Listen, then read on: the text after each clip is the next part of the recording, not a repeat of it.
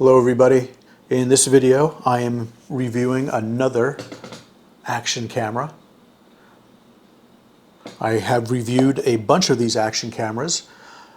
Most of them are good. This one is no exception. This one is very inexpensive, and for the price, quality is very good. I dropped it twice today when walking around Central Park getting test footage, and it bounced several times on the concrete, 2 times, and only got a couple of little scratches. Luckily I didn't destroy the lens, or else I would have been really bummed out. So take a look at the video, take a look at the images in this video, and to view this video in HD, and that's really the only way you should judge a camera, is seeing the footage on, let's say, YouTube in HD. Go to YouTube and type in what you see on the screen here, and that should get you to my channel. So again, good camera. I definitely would recommend it. It comes with a ton of accessories, and I'll show you a real quick how-to video later on, right after I'm done talking. And that's about it. Hope you enjoyed the first part of this video, and now for the second part. And if you wanted to adjust your video,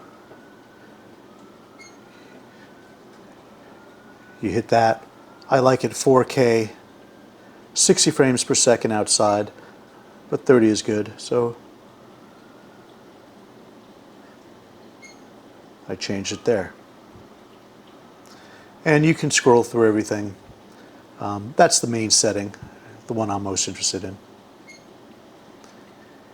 If you're in video mode, as we are here, that's a little video symbol.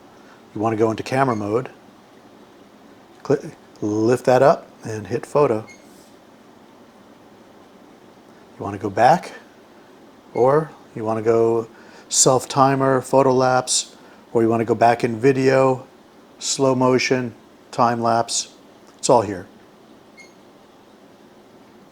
If you swipe down,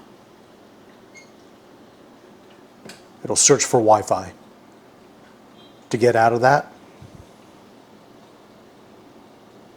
hit this button here. That brings you back. And we're going to turn it off.